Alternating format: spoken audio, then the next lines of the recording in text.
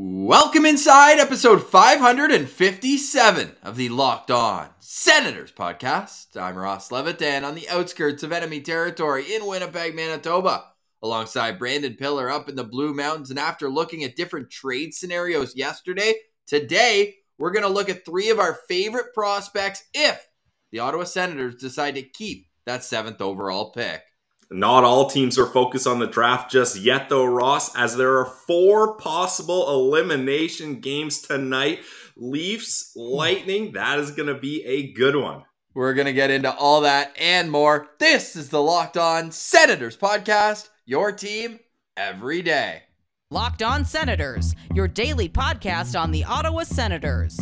Part of the Locked On Podcast Network. Your team every day. Thank you for making Locked On Senators your first listen on this Thursday, May 12th. And PILLZY, I need a Leafs loss tonight more than I need air to breathe. I think all Leafs haters need a Leaf loss tonight. And we've said it every time it happens, Ross. We can always fall back on the Lightning being able to come back after losses in the playoffs and Vasilevsky's sparkling record when a series elimination game is on the line. So the panic button still in the box, tucked away in my drawer, not worried. You haven't even taken it out and put it on the desk? No. Okay, my heart rate tells me a different story. I'm going to be hate watching the hell out of that one today. I'm nervous, man. I'm nervous. The Toronto Maple Leafs came on strong there in the third period. It's back in Tampa, though, so I know. That's a big boost. I know. It's true. And like you mentioned, they're 16-0 following a loss since the start of the 2020 playoff bubble. That is very, very good. Vasilevsky's very, very good. And as Senators fans, we've been comparing this series to the one in 2002, where Ottawa also won Game 5 to go up 3-2 in the series. They lose Game 6, and then they go and are shut out in Game 7. We know Vasilevsky has 5 straight series closeouts with a shutout, including 2 Stanley Cup finals. I think we'll see Vasilevsky's best tonight. We'll see what PILLZY has to think about that in his parlay of the day coming up a little bit later. We're also going to get into last night's playoff action, but we've got draft profiles for you. I know everybody loves this season, and if the Senators trade the pick, it'll still give you a great head start on what kind of players you're looking at in this draft class. Now, as we've looked now, I'd say we've dug our teeth into the top 10 now, PILLZY. We got lots more to get into. We're going to do a top 64 as we're your daily home for Ottawa Senators content leading up to the NHL draft in Montreal on July 7th and 8th.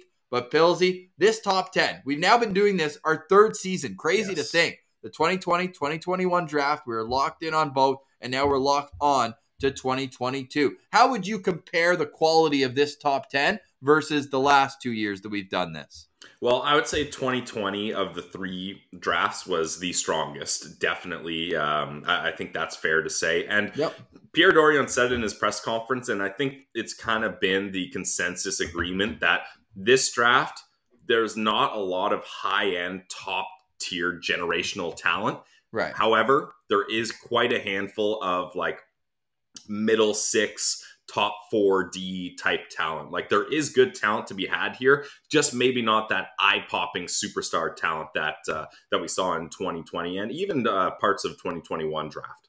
Yeah, I agree with that. But I do think there are a lot of great complementary pieces and players that have that one sparkling ability that I think has elevated them into this tier that we're talking about. Because to me, it seems like it goes up to maybe 12 or 13, and then there's a significant drop-off after that. As you mentioned on yesterday's show, and again, Locked On Senators, Monday through Friday, free and available wherever you get your podcast. Please subscribe on YouTube. The numbers are soaring, and it does go a long way for the algorithm and for us as well. We had a few people reach out for more shirts, so that's awesome to see. You can reach out on Twitter at Sens Central, on Instagram, lockedon.senators, and of course, you can subscribe on YouTube. You knew I was going to go back to that, Pills? But without further ado, should we just get right into who the most likely scenario pick is for the Ottawa Senators? And the way we handicapped this, PILLZY and I went in, put our tinfoil hats on, put our scouting hats on. PILLZY, you still haven't made your scouting trip to Finland, although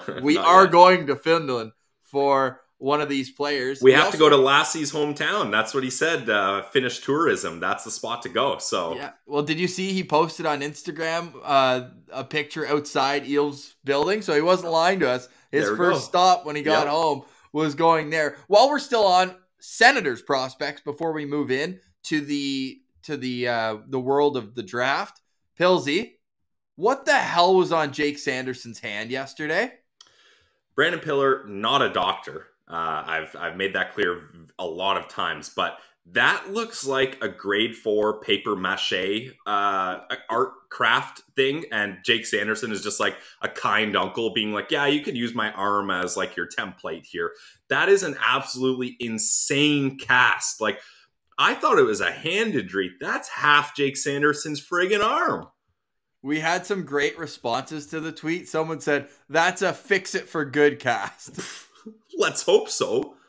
My Others goodness. were pointing out that he is on the water, Sarasota, where my parents spend their winters. Spot. Great spot. Oh, yeah. Great spot, PILLZY. We still got to go see the Sens and Lightning down there one year. Or Sens and Cats. However, I guess Lightning is yeah, closer. I mean, yeah, we may as well fly into the other side of the state if we're gonna go see the Florida Panthers. I prefer the 1 hour drive. Hey, we can into Tampa tourism Bay. in Florida. Nothing wrong with that. There you go. The Everglades, decent little drive through there. But PILLZY, it was pointed out to me that maybe there's a little extra wrapping on the cast because he's on the water.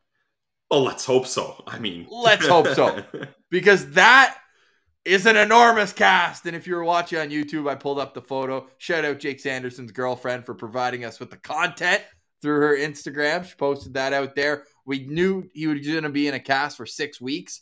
I just didn't know that the cast was going to be 12 times the size of any normal one. Yeah, that looks like a Looney Tunes thing when the Roadrunner gets away from Wile E. Coyote and he's in the hospital at the end and he's just like hung up in the hospital bed with like a million casts. That's how that starts. So hopefully Jake Sanderson, he's been all around the world. Like that I've Been Everywhere Man song, like that could be Jake Sanderson's theme song for last year.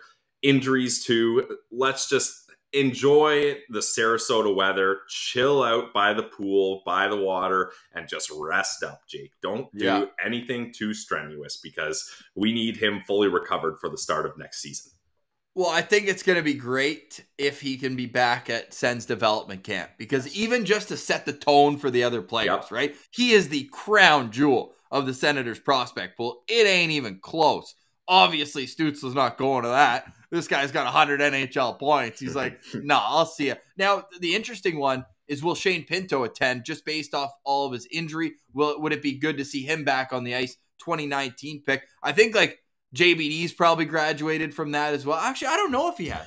I'm going to be very interested to see. And I wonder if the COVID world and the fact they haven't had I know they had a rookie camp before, but dev camp in the summer right after the draft. They haven't had that since 2019, since PARLAY and I went. Remember, there's that video, PARLAY walking by, and like Logan Brown, he's looking up at. Hilarious very stuff funny, there. As PARLAY and I had boots on the ground for that one. But there hasn't been in so long. I would, if I'm the Sens, I'm asking everyone to come. Get the boys together, Yeah.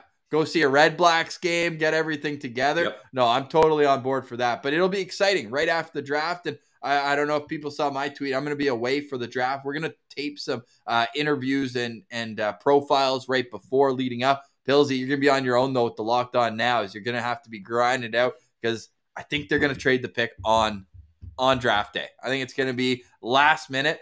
I'm going to get the internet going on the boat if I can. I'll do what I can to jump on here, as it's one of my favorite days of the year. Oh, but, yeah. That's all down the pipeline. We know the Senators hold the 7th overall selection. And before we get to those draft profiles, PILLZY, just a quick roundup. I know we said we were going to do it yesterday. We got lost in our time vortex, as we often do, but we're just having fun. Just guys being dudes on Locked On Senators, trying to make it a little bit better to be an Ottawa Senators fan. But PILLZY, the Kingston Frontenacs with Levi Marilainen and Ben Roger, they have an extremely important Game 4 tonight. They're down 2-1 in the series, and they're on the road in North Bay. Yeah, that's a big... Sorry. They're at home. So they need to win at home. Yeah. Right. They need this one, or I'm going to call curtains. And we saw North Bay play against Ottawa. That's a wagon of a team. Yeah, that's a great team. But, I mean, when you've got a first overall pick and a goalie that is unbeatable on a breakaway, you've got a good chance to win games here. And hey, how about a big defenseman back there too in Ben Roger? We can't forget about Ben Roger. So I have faith here.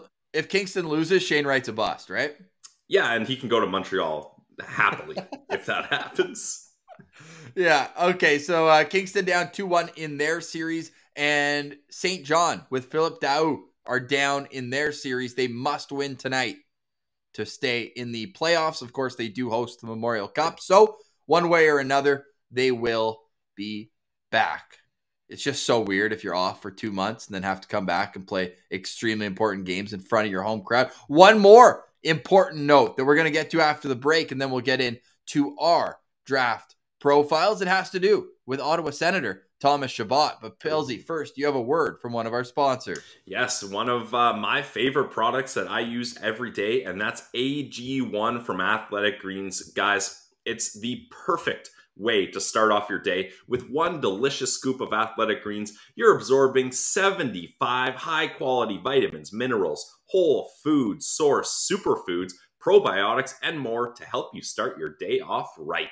This special blend of ingredients supports your gut health, nervous system, immune system, energy, recovery, focus, and aging, all these things that it helps you with.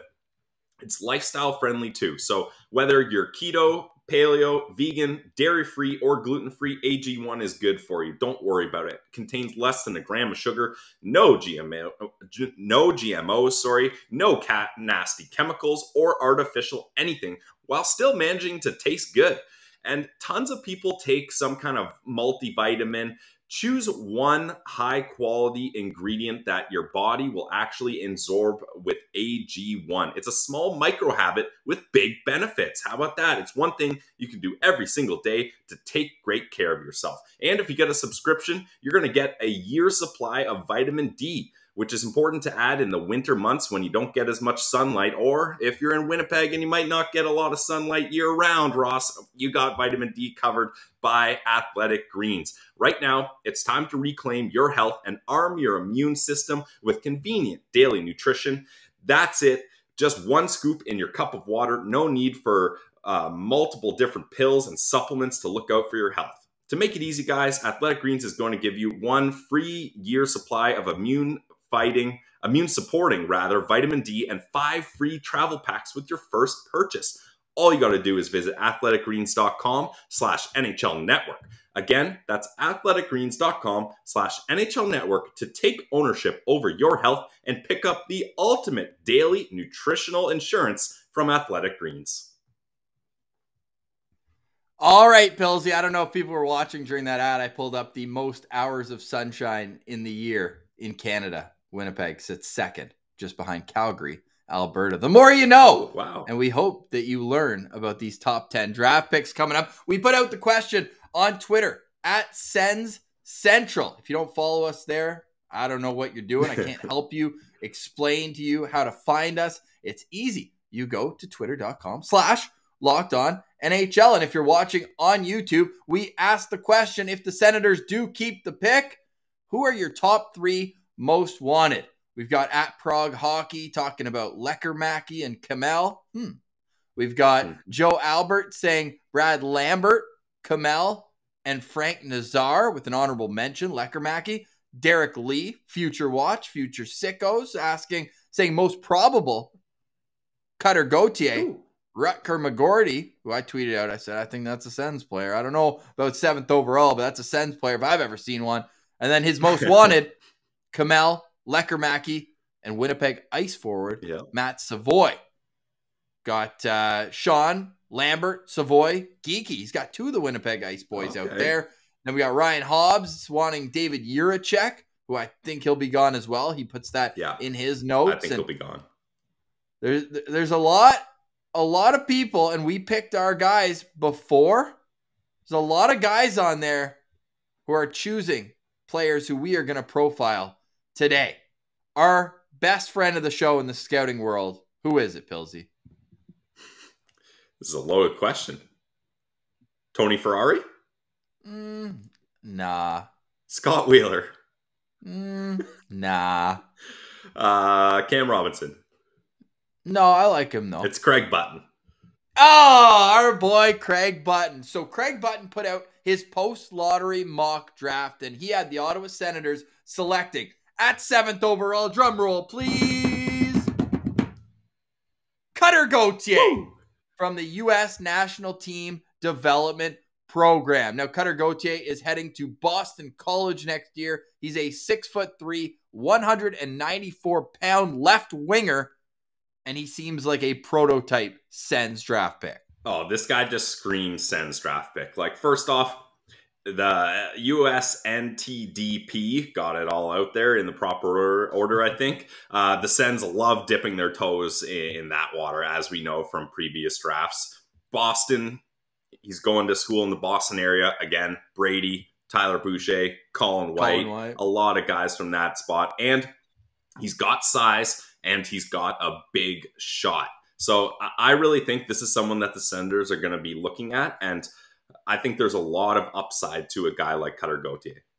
What do you think his most projectable tool is to get to the NHL? Got to be the shot. And you're going to see probably a little bit of a pattern today with guys' best tool, but it's his shot for sure. I mean, 34 goals in 54 games is absolutely incredible. And as the quote here we have on YouTube says, I'll read it out for the audio people, actually. This is a scout quote from EP.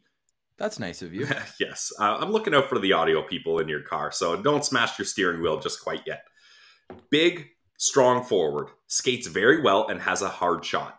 He's going to play in the NHL. It's just a question of how high up in the lineup and how much of his scoring will translate to the NHL. So pretty confident words there. And the big thing is that hard shot. And when you say hard shot, I like to think of guys like Igor Sokolov. That's a guy with a hard shot. He's able to put a lot of oomph into a wrist shot or a slap shot. Maybe he doesn't have the quickest release or best accuracy, but if he gets time and space, he's going to have power behind it, and that's going to make it hard for other teams to get in the shooting lanes, for goalies to be able to stop it, even if they're in position. So Cutter Gauthier, for me, is someone I'm very interested in, and to have a guy with this kind of size, and from everything that I've seen and read, even though he's so big, it doesn't slow him down. Like, I think his skating for a guy at that size is still pretty good. So I'm very interested in him. He had a great tournament at the under 18s, 9 points in 6 games playing with Team USA, Warren A. So you can point to a little bit of leadership for him as well. He's got an interesting backstory as well. Very interesting. He was actually born in Skellefteå in Sweden, while his dad, Goalie Friendly Show, was finishing out his pro career that saw him play a little bit in the East Coast League, a little bit in the American Hockey League. His dad's actually from Sudbury, but then when they came back, they moved to Michigan. He grew up playing for Honey Baked, one of the premier minor hockey teams there. And if you're watching on YouTube again, another reason to do this, now that I've figured out the old screen sharing thing, we can look at his statistical profile over the years. Now, what I'm seeing here is a guy that puts up goals year in and year out. And clearly his shot has something to do about that. Even with the U.S. under 17 team, 20 goals in 44 games, and then playing up a level with the USHL down. When you're the younger time, it's playing up. When you're the older, it's kind of playing down. 21 points in 32 games. So this is a guy where I think some scouts will look at it and be like, oh, this is classic Sens reaching a little bit here, trying to get this big body player. Oh, they're trying to just be physical. But this guy is so much more than that. Yeah, and I'm glad you pulled this up, because look at go back down there, Ross. Yeah. Look at every single year from 2018 forward. He scores more goals than assists every single year at every single level. What are the Sens looking for? A top 6 forward that can score goals, playing alongside Tim Stützle and Drake Batherson. This seems like your guy. Does it not kind of seem like he's who the Sens thought Tyler Boucher was? A little bit, yeah. I think the Sens, I mean, we can go back to our prospect profiles and all the chatter about Tyler Boucher. Tyler Boucher's #1 attribute was not his shot, though. He was the most physical player in the draft, and DJ Smith, Brady Tkachuk, they value that, and that was a big reason why Tyler Boucher was brought in. So this is one of your classic late risers, and maybe not late. There's still months before the draft, but going into last season, he was like a late first-round pick. I mean, we saw this with Jake Sanderson, so don't put your nose up to it. The fact that late risers can continue to rise even after their draft. But PILLZY, look at the discrepancy where people have him ranked. We've got Craig Button at 7. As we mentioned, he even had them taking Cutter Gauthier in a mock draft as well. Sportsnet has him 11th. Recruit Scouting has him 12th. EP has him 14th. Bob McKenzie has him 13th. And then there's some scouting entities like Dauber Prospects is at 32. McKean's at 20. And they all have to update their rankings here going forward. But PILLZY, this would certainly fit the bill as a Senators pick that would not be without controversy. It certainly would. And I mean, Tyler Boucher, we had him ranked, what, 44th overall in our ranking. So this wouldn't be as big of a reach as Boucher was. But again, I'll reiterate, the Senators are very focused on what they value in prospects, and they don't give a damn about what anyone else thinks. Like, go down the list. Any scouting agency, Central Scouting, any classic ranking system, they just throw those in the shredder, and they go with how they feel. They zig when other people zag. And you know what? I respect it. You got to stick to your guns, and you gotta go to sleep at night being like, we did what we thought was best for our organization and in our thought process. You got to go with it. So I respect it. The NHL Central Scouting North American skaters final rankings have Cutter Gauthier 3rd behind Shane Wright and Logan Cooley. Again, this is just for North American skaters. There's so many international guys in this top 10. But I think that your Scott Wheelers and that type of prospect analyst that really value these small players with quick hands would be like, what the hell are you doing having him above Matthew Savoy? Yeah. Who's a guy that we'll get to. We'll do the 2 Winnipeg guys together. But PILLZY, we've got a theme today. It's guys with absolute cannons for shots. And with Cutter Gauthier, we've spoken about how that's his #1 attribute. He can also facilitate well. This is a guy who played off Logan Cooley throughout this season. They were teammates with the U.S. program, line mates. And I think that if you put him with a Tim Stützle, he's a guy who's going to find the back of the net very often. So Cutter Gauthier, I love what I'm seeing in the highlight reels. I actually kind of love the pushback that some of the scouting community will have on this pick. I love it. I'm a big Cutter Gauthier guy. Elite name, elite shot, and a guy who I think is going to find his way to the NHL a little quicker than most. I think he could be a 1 and done or a 2 and done. I'd probably lean 1, actually, especially when you look at, this is a great quote that we'll end off with Cutter Gauthier on. He was doing an interview with Russ Cohen, who works for Elite Prospects, also hosts the Locked On Flyers podcast. They were speaking together, and he said, man, Boston College, they've had a tough season. I can't wait to go in and change that next year. This guy has the world of confidence. You got to love that in a young prospect. And Ross, hopefully we see a quote when he's done 1 year at Boston College saying, the Ottawa Senators, they've had a tough 5 years, and I'm hoping to change that. Well, let's hope that he comes in and joins them on a playoff push at the end of next season. Let's get a little confidence there. PILLZY, before we get to our final 2 guys, a little playoff talk. You've got one more ad, I believe, from some of our favorite friends. The trusted online sportsbook of the Locked On Podcast Network. It's betonline.net and betonline.ag. You guys already know it. If you've been following along with PILLZY's playoff parlay of the day, I've been heating up. I'm 3-4.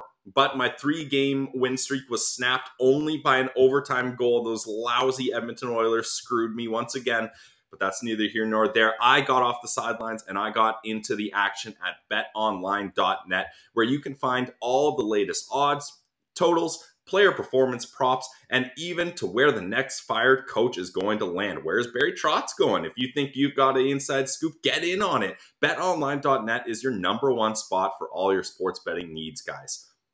They've got all your sports scores, great podcasts like this one, news, everything you need. And it's not just hockey. You got basketball, boxing, UFC, golf. I'm missing a big one here. Baseball, of course. Baseball is going on as well. So head to the website today or use your mobile device to learn more about the trends and the action. Guys, it's BetOnline, where the game starts. All right, Pillsy, before we get back to our draft profiles, we got some stick taps to give out. Stick taps for Thomas Chabot, who is named captain That's awesome. of Team Canada. Captain Canada, Thomas Chabot, a friend of the show. Great to see him wearing the C among some other good leaders like Pierre-Luc Dubois, Adam Lowry, other guys who are named to the leadership core of this team, but it's all going through Thomas Chabot, and it just makes me that much sadder. I mean, it's not the elite team that the Olympics would be, but the fact that he's captain kind of leads me to believe that he would have had an inside track on an Olympic job. Oh, yeah, and we talked about that. I think for sure he would have. And anytime you can have a Canadian jersey with your name on it and a C on it, I don't care what level you're playing or what the tournament is or anything like that, that's an incredible moment. And what an accomplishment for Thomas Chabot. And I think they made the right choice for sure. Like the only reason he's not captain of the Ottawa Senators is because Brady Tkachuk is here. Like if Brady Tkachuk wasn't here, he'd be the easy choice for captain because, and I've mentioned this a bunch of times, I like my captains to be defensemen. I feel like they get a feel for the game. They're on the ice most of the time. They're really into the action.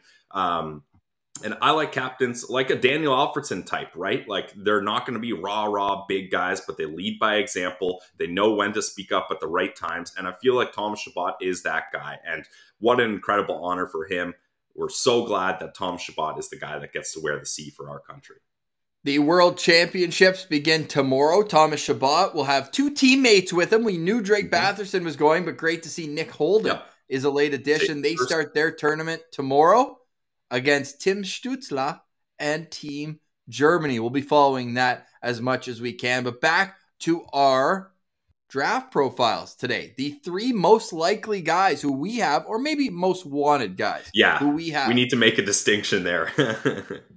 Our top three most wanted at 7th overall. So we've already touched on Cutter Gauthier. Now, from the SHL, Jonathan Lekkerimäki. What do you know about this undersized but overpowering forward?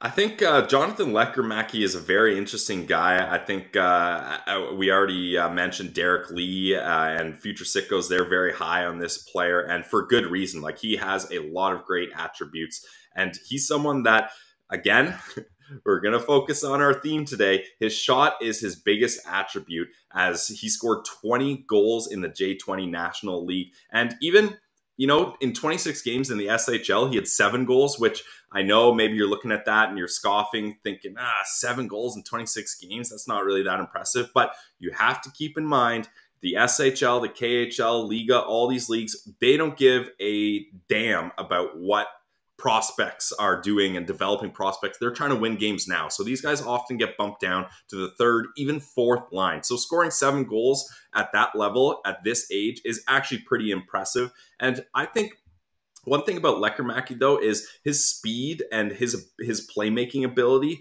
is a little bit better than a guy like Cutter Gauthier or the next prospects we're going to look at, who are just kind of pure shooters. But I think he's really impressive. I think he's going to get a lot of looks around the league. And he's rated a little lower than you would think. But I think in the draft, we're going to see there's no way this guy gets past Detroit. Like they're just piling up on the Swedish prospects, and they're building their Viking ship to send them all over the Atlantic Ocean when they're ready. And he's someone that if the Sens don't take him, I think we're going to see the pick is in by the Red Wings immediately after, and they're going to know Lekkerimäki is their guy. So I said overpowering. I meant with his shot. He's not the biggest guy. 5'11", 172 pounds. He's a goal-scoring threat from the face-off dots with a hard, accurate wrister, and his one-timer projects to be an NHL weapon. That's from Corey Pronman. He's got a variety of offensive elements, Corey mentions as well. I think he's got great hands, and he's been playing with another draft eligible that we'll get to all season long, and you just look at kind of the chemistry. It almost reminds me of what we saw a couple of years ago, Pillsy, with the two guys from Frölunda, with Lucas Raymond and Alexander Holtz. Yep. But with Lekkerimäki, this guy is going to just bolster a power play unit. You can see him kind of slotting in on the half wall there as a guy who can facilitate, but also just rip the puck on net. Like a guy who you don't have to worry about. A guy who you can just plug and play. He gets in your top 6, and he can contribute and make players around him better. Like the way that we're doing this, fairly or unfairly, because we know that if they do trade the pick, you're looking at a guy who is going to help Tim Stützle. Yep. So, of course, if you're going with the draft, it's going to take a lot longer and maybe be a little more uncertain than the guys who, if you go down the trade route, like we've talked about throughout this week already, it's going to take longer. But I look at both Cutter Gauthier and Jonathan Lekkerimäki as two players who would enhance what Tim Stützle can do, facilitating the puck from the middle of the ice. Just a perfect complementary player. Yeah, and Pronman, Pronman goes on to say that Lekkerimäki is going to be, or right now at least, is mostly a perimeter guy that relies on that shot a lot. So if you get a perimeter player with a great shot playing with Batherson and Stützle, I think that can be a really nice complementary piece, like you mentioned. Yeah, I mean, if you're talking perimeter, then why not plug him in with Norris and Tkachuk as well? Yeah, basically, true. Those guys with those elite skill, like that one elite skill, they can make themselves a very valuable piece in a hurry. I think we see him play at least next year in the Swedish Hockey League. He's ranked all over the place. And again, once the final rankings come out, then we'll make our top 64. We'll average everything out as we've done the last 2 years, if you're familiar with our draft coverage on Locked On Senators. But as you can see, if you're watching on YouTube, Sportsnet has him at 7. You've got Recruit and Dauber having him at 9th overall. Craig Button at 9th overall. But then other entities like Elite Prospects have him down at 18th overall. The lowest he's ranked on this list is 21st by McKean Scouting. NHL Central Scouting has him ranked 6th among European skaters. So we pulled up his stats from this year. PILLZY, look at what jumps out at you here. At the under 18s, he had 15 points in 6 games. That's not a typo. 15 points in 6 games. Like, look at in the final, 4 points against Team USA. Against Germany, 5 points. He had a point in at least a point in every game. Hell, he had 9 shots on goal in their second game of the tournament against Switzerland. This guy knows what his strength is, and he brings it game in, game out. Yeah, and that's the thing. Like, I think a lot of people, they want the Sens to use that pick to get immediate talent for the top 6, which I agree with, and that is a good, obviously, option, and it's time for the Sens to do that. But if they do decide to keep the pick, you're looking at guys here that I think after 1, maybe even 2 years, I don't think it would take either of these guys 3 years to get to the NHL. But I think at that point, it's going to be okay because the other players, like your Norris, Brady, Batherson, Stützle, they're already going to be 3, 4, 5 years into the league. Like, they won't need that veteran help as much by the time these guys come up. And by that point, they're kind of veterans themselves, and they can help shelter a young rookie that is just a big shot to start off his NHL career, and they can help him succeed. So I think it could be a recipe for success. It's just, it would be kicking the can down the road a little bit more, which we're already supposed to be in year 2 of unparalleled success. And there was only 5 years slated for unparalleled success. So if you go this route, then you're looking at starting unparalleled success in years 4 and 5, which wouldn't be great. So there's timelines that would get mixed up here, but I do think there are great options that could fit into this team's roster. Another great option.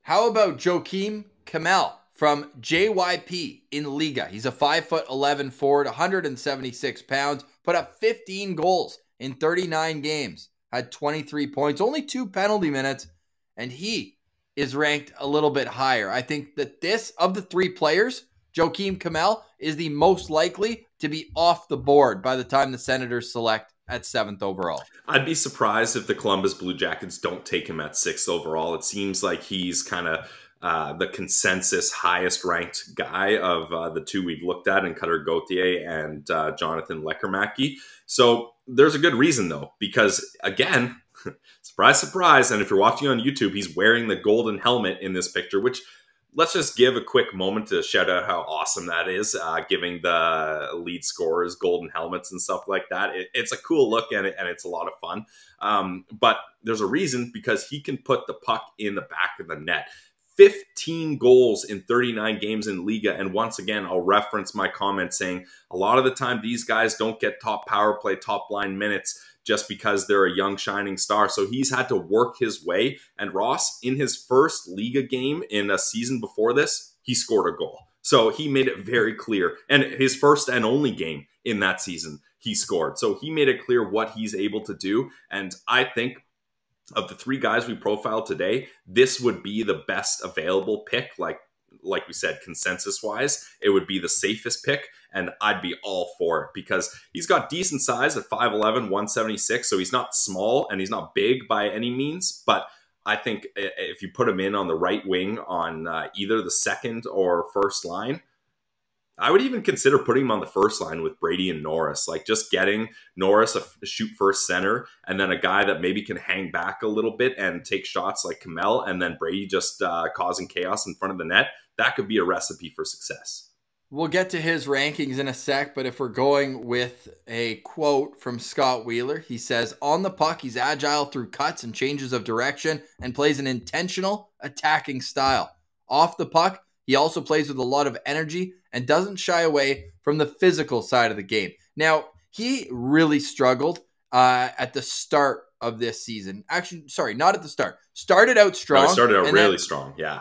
And then dipped big time. December 3rd, all the way through... Oh my God. He did have an injury, though. Well, all the way through March 10th, he had 1 goal, no assists. Yeah. And that's including 2 games at the World Juniors. Like, I'm looking at a span of about 20 games here where he had 1 goal, nothing else. Was still producing shots. Like, I'm seeing a game with 9 shots. I'm seeing a game with 7, 6, 4. So he was also getting ice time. I think that's probably where he's able to continue his confidence, even though he wasn't producing. A lot of guys who are 17 years old would just be stapled right to the bench. In that case, he's got a lot of games here where he's up at 18, 19, 20 minutes. Okay. So, yeah, a little bit different than Lekkerimäki, who wasn't really given the same opportunity. Yeah, lots of games over 20 minutes. And that just tells me, as a young player, he's got a level of maturity as well, where coaches are relying on him in different situations where maybe they wouldn't most of the time with a younger player. Now, Lekkerimäki is like a late July birthday. For Kemell, he's a April 2004. It's insane. 2004s are being drafted now to the NHL. That to say, his shot jumps off the page as well. And you look at what he's done at different levels, including the under-18s. Like, I feel like we just basically took the under-18s, went with the top scorers, and called it a day. As I feel like, well, we would have done Isaac Howard and Yuri Kulich if we were going to go full on that tree. But all these guys produced at that tournament. And Kemell had 6 goals in 5 games there too. So this is a guy who he's quick strike offense, but he's got the workman-like tools that he can also bring more elements to the game. So all in all, I think that's why he's ranked highest out of these 3 players, because he adds the level of maturity to his game early. And I think that makes him more projectable as a safer pick going into the NHL. Yeah, and like you referenced, I didn't realize he was playing that much. Like, when you're able to play that much in a pro league at that age, you're going to develop quickly. And sure, maybe the points aren't there, Ross, but he's learning a lot of other skills along the way. He's a well-rounded player. And Corey Pronman, he also kind of nods at the fact that he has a high compete level. So that's something that the Sens look at, right? Like, you look at guys like Ridley Gregg, Tyler Boucher. Sure, maybe there's other players that were safer picks consensus-wise, but they look for guys with high-quality compete levels and guys that want to grind it out, and it seems like Joakim Kemell is one of those guys. We know that the lists compiled by all the different scouting entities, Bob McKenzie and Craig Button, are the most accurate, I'll say, only because they're the ones with the most connections to NHL teams. So the others, like elite prospects, they go big brain with themselves, which is fair. That's what they're seeing. They're grinding video. I have no doubt that they watch these prospects day in, day out. But Bob McKenzie is getting his information from the guys who are going to make the picks. So that's why I put more stock into their rankings, more likely of how the actual draft order is going to be. Bob McKenzie and Craig Button have Kemell as the number 3 pick in this draft, PILLZY. he ain't going to be there at 7. I don't think so. Yeah. But the thing is, if he's not there, then someone else that's ranked very high will probably fall. And it would seem like that guy would be Logan Cooley, which that's definitely interesting. I think Cooley's going to either Arizona at 3 or New Jersey at 2. I think Arizona at 3. He already decommitted from Notre Dame, and now he's going to Minnesota. Oh, wow. How funny would it be if he gets drafted by Arizona and decides to go to AZ State and play in the same rink as the NHL team? That would be awesome, yeah. But I don't see teams passing up on the 2 right-hand defensemen, so that's why I thought he might be the guy that slides down. And Slavkovsky seems like a really great pick too. So I don't know if Kemell does go in the top 5. I don't know who's getting bounced. That's why I really see Columbus taking him at 6. So what are your overall thoughts? We've just talked about 3 players here that will go in the top 10. I think that's safe to say these are all top 10, top 12 picks. Yep. Who do you like the most? If Kemell's there, I'm taking him. I think it's very unlikely that he's going to be there. And if he's not, you still get your pick from like Lekkerimäki or Cutter Gauthier are both going to be there, right? So you still get your pick there. If I'm looking just so far, I'd probably go with Cutter Gauthier because he has all the set like USNDTP. Dad that played professional hockey. He had a cup of coffee in the NHL. I think 1 or 2 periods in one game with the Sharks. Yeah, I think so. Nice. And then size. So he's got all the attributes the Sens clearly value. And I think he would fit in nicely to get some more size up in that top 6. So that would be my guy, Cutter Gauthier. Yeah, I like Cutter Gauthier as well. But as we are already on to the draft, the NHL playoffs roll on. We've got a pair of elimination games tonight, PILLZY. Who 4 is elimination more likely? Games, no? Oh, geez. Yeah. Wow. At that point, when all the series are tied 2-2 a couple of days ago, makes sense that somebody's going to be facing elimination. Yeah, exactly. Projectable talent right there. But with that being said, you're right. 4 games here with potential for elimination. Who is most likely to be packing up and heading home after tonight? Is it the Boston Bruins, who are down 3-2 at home tonight against the Hurricanes? The Lightning are at home as well. Or the 2 road teams who are down 3-2, the Minnesota Wild in St. Louis and the Edmonton Oilers in Los Angeles?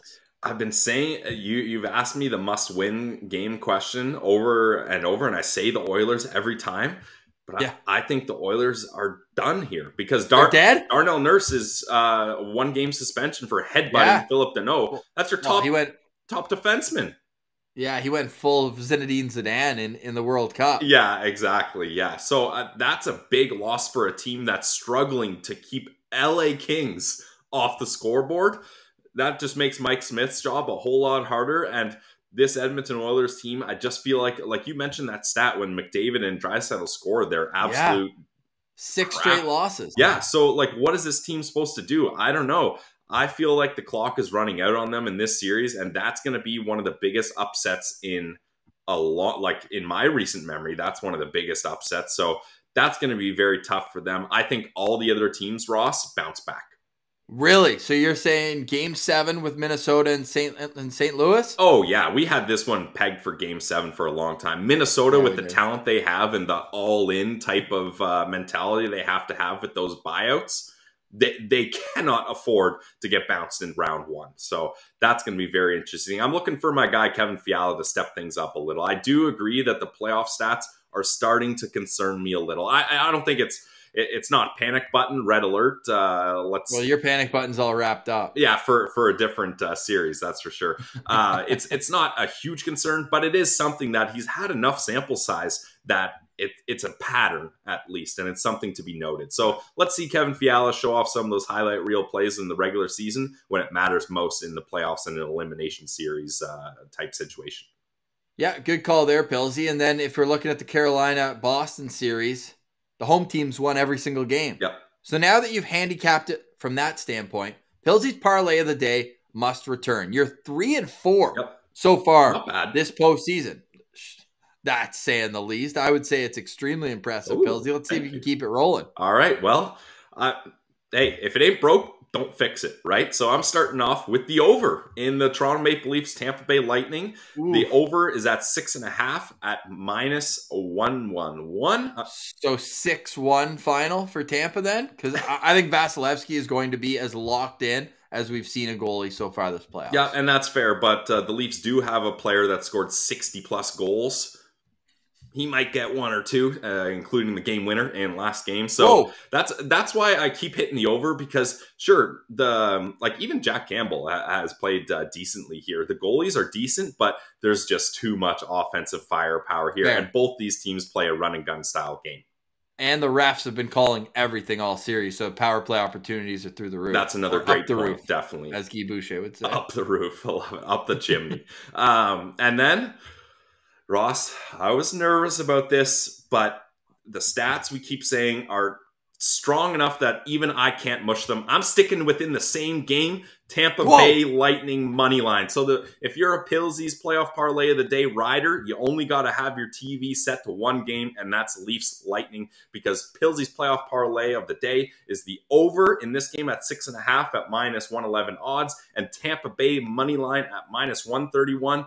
Put $10 in, you're going to win $23.52. That's my best odds parlay that I've done in the playoffs. It's PILLZY's playoff parlay of the day.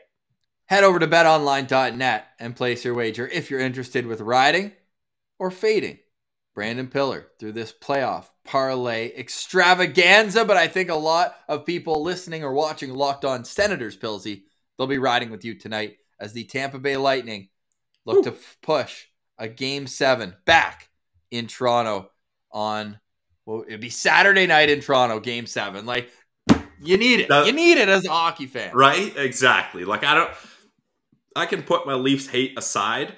Like, I wanted a Game 7 from this series, regardless of the swing of games here. So I'm so fired up.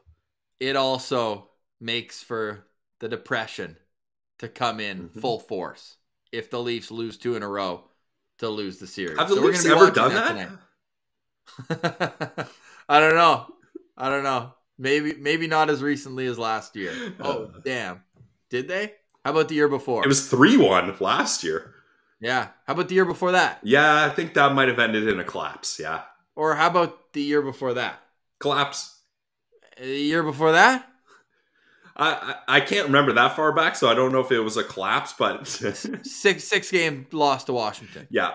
And then, wait, why don't we go back to the next playoff series they had in 2014? Right. That went well, didn't it? Yeah. I mean, getting your time machine if you want to have to go back to their last playoff appearance before that, all the way to 2004. What a sad group of men. We got to we really have to push all the buttons here. As it's been 18 years since the Toronto Maple Leafs have won a playoff series.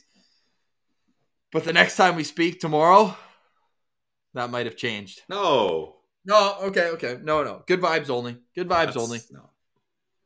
I guess before we go, we'll let everyone know that you can follow along with us tonight on Twitter at Brandon Piller 1. You can tweet him if you're riding with his parlay of the day. You can tweet me at Ross Levitan. The show is at Sens Central. And if you are looking for a t-shirt, you can find that as well through those links. Just shoot us a DM. We got a couple yesterday. I will get back to you at some point today. These absolute beauties will be gone soon. Medium, large, extra large, all still available. Just shoot us a message and we'll make sure you get that. We'll also be sure to tell you to follow and subscribe to the show on YouTube. It goes a very long way. Please like the video. Give it a thumbs up. Again, really helps us out with the algorithm. For today, we say goodbye. Let us know as well in the comments who you like most out of Joakim Kemell, Jonathan Lekkerimäki, or Cutter Gauthier. Cut it up.